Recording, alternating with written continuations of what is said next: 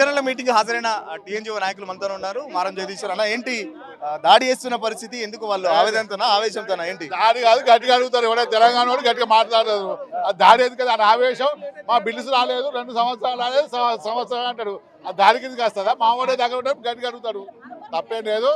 1.5 ప్రభుత్వం బేసిక్ పేలు ఇస్తుంది. ప్రభుత్వం షేర్ మా షేర్ ఉంటుంది కాబట్టి ఒకవేళ దాన్ని తగ్గించుకోవచ్చు, పెంచవచ్చు. ఫస్ట్ అయితే హెల్త్ కార్డుని ఇంప్లిమెంట్ చేయమని చెప్పినాం. అది లక్ష బిల్లు కడుతున్నారు. ఎవరిని ఆవేశం వానికి ఉంటుంది. అలా అందరూ ఉంటారా? ఇంత లక్షల మందిలో అందరూ ఏకాభిప్రాయం ఉంటుందా? ఒక ఇంట్లో 10 మంది ఉంటే 10 మంది ఏకాభిప్రాయం రాదు. అది ప్రభుత్వం కావాలని కొందరికి చేస్తుంటారు. వాళ్ళకి తెలియకపోవచ్చు. ఎందుకంటే లక్షల ఉద్యోగులు ఉన్నారు. ఆయన ఒక్కరికి చెప్పు అని ఎవరికి చెప్తారు? వాళ్ళు 700 కోట్లు చిల్లర కొడుతున్నారు. వాస్తవమే. లేదు అంటే ఏం చేస్తాం? అది కరెక్ట్ కాదు, పద్ధతి కాదు. మన ప్రభుత్వ పరిస్థితి గట్టిగా ఉన్నాయి. కొన్ని ప్రభుత్వాలు అయితే మన చేతులెత్తే పరిస్థితి. అప్పుడు ఏం చేస్తాం మన ప్రభుత్వాన్ని? కాబట్టి వేరే వాళ్ళ ఆవేశం కాదు, ఆలోచనతో ప్రభుత్వంతో తీసుకోవాలి. ఒకవేళ కాకపోతే యుద్ధం పోరాటం చేసి సాధించుకుంటారు. పోరాటం చేయాల్సినంత పోరాటం చేయట్లేదు నాయకులు, ప్రభుత్వంతో లాలూచి పడుతున్నారని చెప్పేసి వాళ్ళు చెప్తున్నారు. పోరాటం చేయలేదు ఎట్లా అనుకో, ముఖ్యమంత్రి గారే ఆ రోజు ప్రశ్న అయ్యి మీరు 2-3% అని చెప్పిన గుర్తు లేదా? ఎప్పుడైనా ముఖ్యమంత్రి మాట్లాడినా, పోరాటం చేయబోతున్నా మాట్లాడినా? అన్ని ఫేక్ మాటలు. గట్టిగా మాట్లాడుతున్నా. మా మాట ఎక్కడైనా ఉండి ఎక్కడ ఆలోచి పడేది లేదు. ప్రభుత్వానికి కూడా చేదోడు వాదోడుగా ఉండాలి. ఇలా కొత్తగా వచ్చింది, వాళ్ళకి అప్పులప్పు ఉన్నాయి, ఇలా పరిస్థితి బాగాలేదని చెప్పారు. మరి వాళ్ళకు కూడా సపోర్ట్ కొనుక్కుంటూ మా హక్కులను సాధించుకుంటాం. ఇలా 5,000 కోట్లు, 5,000 చిల్లర కోట్లు కొట్టిపించినాం. ఎక్కడ ఉన్నాయని ఎవరు చెప్తారు? 1000 మంది వాళ్ళ ప్రభుత్వం దగ్గర ఉన్నది మాకు కూడా చూపించారు. కాబట్టి ఎక్కడ అవకతవక జరుగుతలేదు. ఇంకా ప్రభుత్వాన్ని కూడా కొడుతున్నాం. ఇంకా పెంచి 1500 కోట్లు ఎక్కువ కొట్టాల్సి. 700 కోట్లు ఏ మూలకు సరిపోతలేవు. కొన్ని వేల కోట్లు రావాల్సిన దగ్గర కేవలం 700 కోట్లు ఇచ్చి సరిపెట్టుకోమంటే మేము ఎట్లా సరిపెట్టుకుంటాం అంటున్నారు. 100% 700 కోట్లు సరిపోవు. లక్షల మందిలో ఇక్కడ 13,000 కోట్లలో 700 కోట్లు ఏం సరిపోతాయి? నెల రిటైర్డ్ అవుతారు కదా, దాన్ని పెంచు అంటున్నాం. ప్రభుత్వాన్ని గట్టిగా అడుగుతున్నాం కదా. అడగలేదు ఎక్కడ? అడిగినప్పుడే ముఖ్యమంత్రి గారు ఆ రోజు ఫ్రస్ట్రేషన్కి గురయ్యాడు. ఏమని మాట్లాడతాం? వీళ్ళకి ఆవేశం ఉంటే ఎక్కడ వస్తుంది? గతంలో ఆవేశాలు వచ్చినాయా? మరి ఇలా కొట్టించినాం కదా ఎంతో. అది తప్పు మాట. అది ఏం చెప్తారు? ఇప్పటికే 65 మంది చనిపోయారని చెప్పేసి చెప్తున్నారు. మరి పెన్షన్లకు సంబంధించి ప్రభుత్వం పట్టించుకోవట్లేదు, వాళ్ళకేంటి ఉద్యోగాలు ఉన్నాయి, జీతాలు వస్తున్నాయి, మా పరిస్థితి ఏంటని చెప్పేసి పెన్షన్ ప్రశ్నిస్తారు. తప్పనిసరి పెన్షన్లు ఇవ్వాలి. వాళ్ళకు కూడా పెన్షన్ వస్తుంది. ఉన్న ఉద్యోగులకు కూడా పెండింగ్ బకాయిలు వస్తలేవు. వాళ్ళకే కాదు, అందరికీ వస్తలేవు. వాడు ఉంటాడు, వీళ్ళ కొడుకో ఎవడో ఉంటాడు, వాళ్ళ పెన్షన్ కొడుకే ఉంటాడు వాడు. వాని బాధ వానికి ఉన్నది. వాడి పిల్లలు పుట్టారు, పిల్లలు పుట్టిన బడికి పంపాలి, బడికి పంపితే ఫీజు కట్టాలి. అందరూ ఎవరికి అది బాధ ఉన్నాయి. ప్రభుత్వాన్ని కోరుతున్నాం. ఇది మంచి పద్ధతి కాదు. మా జీపీఎఫ్ పైసలు, మా ఇన్సూరెన్స్ పైసలు ఇమ్మీడియట్ ఇవ్వాల్సిన బాధ్యత ప్రభుత్వం పైన ఉన్నది. ఎన్నోసార్లు గట్టిగా ఉన్నాం. తప్పనిసరి మళ్ళీ చేసి కూర్చొని అన్ని సమస్యలు మాట ప్రభుత్వాన్ని గట్టిగా సమాధానం చెప్తాం. క్యాబినెట్లో ఏమైనా చర్చించే అవకాశం ఉంది? ఎందుకంటే దాదాపు 15 రోజులకు ఒకసారి క్యాబినెట్ జరుగుతుంది. మీకు సంబంధించి మాత్రం ఎక్కడ చర్చ జరగట్లేదు.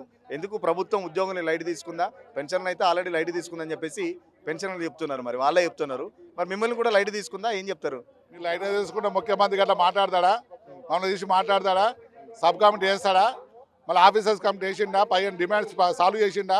మొన్న సిఎస్ గారు హెల్త్ కార్డు ఇస్తా అని చెప్పిండా? ఇట్లా మాట్లాడుతున్నాం. ఉద్యమం ఉంటాయి, కొట్లాడితే ప్రభుత్వం మాకు ఉన్న సంబంధాలు పెంచుకుంటేనే సాధించుకుంటాం. మరి ఇలా రోడ్డు మీద కూర్చుంటే వస్తాయంటే నేను కూడా రోడ్డు మీద కూర్చుంటా. ఏం వస్తుంది? అది కరెక్ట్ కాదు. ఇప్పుడున్నాయి అప్పుడున్నాయి సమస్యలు ఉంటూనే ఉంటాయి. మరి రేపు ప్రభుత్వాన్ని కూడా గట్టిగా మనం సాధించుకుంటాం. వాళ్ళ ఆవేశం ఆవేదన కరెక్ట్ కాదంటారా? ఏం చెప్తారు? మరి 100% ఆవేదన కరెక్టు, ఆవేశం కరెక్టు. ఆవేశంతో వచ్చేది అయితే నేను కూడా ఆవేశపడతా. వీళ్ళకన్నా నాది ఎంగేజ్ ఇంకా ఆవేశపడితే వస్తాయా చెప్పండి? ఆవేశపడితే ఉన్నాయి. ప్రభుత్వ పైసలు లేవు ప్రభుత్వానికి. మరి మనమే కదా అన్ని ఉచితాలకు అలవాటు పడ్డాము. ఇలా కోట్ల ఉచితాలు ఇచ్చుకుంటూ ప్రభుత్వాలు ఉంటున్నాయి. వాళ్ళు ఏమంటున్నారు? ప్రభుత్వానికి ప్రజలకు ఇవ్వద్దా అంటున్నారు. ఇలా ఉద్యోగులకు మేము ఎన్నోసార్లు చెప్పినా, నా మాటలో చూడండి. మీరు ఉచితాలు ఇచ్చుకోరు కానీ మా ఉద్యోగులకు పెండింగ్ బకాయిలు ఇవ్వాలని చెప్పినాం. Thank you. మాట్లాడించే ప్రయత్నం చేద్దాం. చాలా మంది పెన్షనర్లు కూడా ఉన్నారు. దాదాపు సంఘ నాయకుల మీద దాడి చేసినంత పరిస్థితి. పెన్షనర్ల ఆవేశం ఆవేదన మాకు అర్థమవుతుంది. బట్ ప్రభుత్వం దగ్గర డబ్బులు లేవని చెప్పేసి ఇంకా మేము ప్రభుత్వం మీద ఎలాంటి ఒత్తిడైనా చేస్తున్నాం, ఒత్తిడి తెస్తున్నాం. కాబట్టి ఈ పార్టీ 700 కోట్లైనా ప్రభుత్వం మనకు రిలీజ్ చేస్తుందని చెప్పేసి నాయకులు చెప్తున్న పరిస్థితి. మనకు కొంతమంది లీడర్స్ కూడా ఉన్నారు, మాట్లాడించే ప్రయత్నం చేద్దాం. మనతో పాటు టీజీఓ ప్రెసిడెంట్ ఏలూరు శ్రీనివాసరావు ఉన్నారు. అన్న, మీరు ఇంతమంది మాట్లాడుతూ మేము రిటైర్డ్ అయిన తర్వాత కూడా మేము ఈ సమస్య ఎదుర్కోవాలని చెప్పేసి మీరు చెప్తున్నారు. అంటే ఫిక్స్ అయిపోయారా? అప్పటి వరకు వీళ్ళకి డబ్బులు రావని చెప్పేసి చెప్తున్నారా? ఏంటి, ఏం చెప్తారు? మరి మేమనేది ఇదే పద్ధతి కొనసాగితే, ఇదే సిస్టమ్ గత గవర్నమెంట్లోది ప్రస్తుత గవర్నమెంట్ వస్తే మేము కూడా ఇబ్బంది పడతాం. ఈ సిస్టమ్ను అబాలి చేయడం కోసం ప్రయత్నం చేస్తున్నారని మెసేజ్ ఇచ్చాం మేము. ఈ సిస్టమ్ ఉండటానికి లేదు. గతంలో ఐఎఫ్ఎంఎస్ లేకుండా డైరెక్ట్గా ట్రెజరీ నుంచి, పిఓ నుంచి, లోకల్ ఫండ్ నుంచి బిల్లు పాస్ అయితే ఎట్లా క్రెడిట్ అయిందో ఇప్పుడు సప్లిమెంటరీ శాలరీస్ కానీ మెడికల్ రీయింబర్స్మెంట్ డైరెక్ట్గా అవుతుందో ఆ స్టేజ్ తీసుకురావడానికి ప్రయత్నం చేస్తున్నాం. ఎందుకు మరి ప్రభుత్వం పట్టించుకోవట్లేదు? మీరు కూడా సాధించడం అని చెప్తున్నారు, 700 కోట్లు పోరాటం చేసిన వాళ్ళని 700 కోట్లు అని చెప్పేసి చెప్తున్నారు. మరి ఇంకా ఏమన్నా ఇంకా ఎక్కువ తీసుకోవడానికి ఏమైనా ట్రై చేస్తున్నారు? పెండింగ్ బిల్స్ 11,500 కోట్లు ఉన్నాయి. ఇచ్చే 700 కోట్లకి మళ్ళీ ప్రతి నెల 400 కోట్లు వచ్చి అక్యుములేట్ అవుతున్నాయి. పెన్షనర్స్కి పెద్ద మొత్తం 40 లక్షలు, 50 లక్షలు, 70 లక్షలు మిత్తిలు తెచ్చి 2024 నుంచి 23 నుంచి వాళ్ళు చాలా ఇబ్బందులు పడి పిల్లల పెళ్లి కోసం ఇల్లు కట్టుకొని ఇల్లు అమ్మి మెడికల్ ఈఎంఐలు ప్రాబ్లమ్స్ ఉండి ఒకేసారి జనరల్గా అప్పులు వాళ్ళు ఎవడవుతారు? ఒక ఎంప్లాయ్ అనగానే రిటైర్ అయితే పైసలు వస్తాయంటారు. రిటైర్ అయిపోయాక ఈ రాకపోయేసరికి ఎంప్లాయీ మీద ఉన్న క్రెడిబిలిటీ పోయింది. దానికి వాళ్ళకి ఇబ్బంది ఉన్నారు. ఆ ఇబ్బందులు ఉన్న వాస్తవమే. అవన్నీ కూడా మార్చి 2026 వరకు ఉపయోగపడమని ముఖ్యమంత్రి గారు చెప్పారు. ఉపయోగపడ్డాం. ఏప్రిల్ నుంచి దీన్ని 700 కోట్లని ఇంకొక 700 కోట్లు అదనంగా తెచ్చేట్టుగా పిఆర్సీని ఇంప్లిమెంట్ అయ్యే విధంగా ఈహెచ్ఎస్ కూడా పూర్తి మోడాలిటీస్ వచ్చే విధంగా ప్రయత్నం చేయడంలో మేము ఎక్కడ కూడా వెనకాడం. గతంలో చాలా సందర్భాల్లో చెప్పారు ప్రభుత్వం మీద పెద్ద ఎత్తున పోరాటం చేస్తా అని చెప్పేసి ప్రెస్ మీట్లు పెడుతున్నారు, మీటింగ్లు పెడుతున్నారు. బట్ పోరాటం అయితే కనబడతలేదు. మా లీడర్లు మేము నమ్మే పరిస్థితి లేదని చెప్పేసి పెన్షనర్లు చెప్తున్నారు. ఏం చెప్తారు మరి వాళ్ళకి సమాధానం? ట్రేడ్ యూనియన్స్ కావు, వ్యవసాయ కార్మిక సంఘాలు కావు. మేము ప్రభుత్వ ఉద్యోగస్తులం. ఉద్యోగం చేసుకుంటూ పెన్షన్ తీసుకుంటూ మా హక్కులు, రాయితీలు, సంక్షేమ విషయంలో ఇబ్బంది వస్తే ప్రభుత్వం మీద పోరాడతాం తప్ప ప్రతిసారి పురాణ చరిత్రలో రాజులాగా యుద్ధాలు చేయడానికి కాదు. మేము కార్యాచరణ ఇస్తాం. కార్యాచరణలో ఎంతో కొంత ఆ పురోగతి కనపడినప్పుడు ఆపాలి, అంతేగాని యుద్ధం చేయడమే కార్యాచరణ కాదు. మేము ఒక్కొక్కటి సాధించుకుంటూ వస్తున్నాం, మిగతా కూడా సాధిస్తాం. రాని పక్షంలో మాకు ఏ రాజకీయ పార్టీ సంబంధం లేదు, ఏ ప్రభుత్వం సంబంధం లేదు. బరాబరుగా మాకు ఉద్యమాలు నేర్పడం తెలంగాణ తెచ్చిన దాంట్లోనే మా భాగస్వామ్యం ఉంది. ఇది పెద్ద కష్టం కాదు. దానికి కూడా సిద్ధం అవుతాం. కానీ మాకు సమన్వయం తెలుసు, సందర్భానుసారంగా యుద్ధం చేయడం కూడా తెలుసు. ఎట్లా ఉండబోతుంది? ఏప్రిల్ తర్వాత యుద్ధమేనా మరి, లేకపోతే ఆ యుద్ధం ఎట్లా ఉండబోతుంది ఏమైనా చెప్తారా మాకు? ఇప్పుడు మీరు ఎట్లా చేస్తున్నారంటే మమ్మల్ని ఏదో రకంగా ఏదో చేయాలని.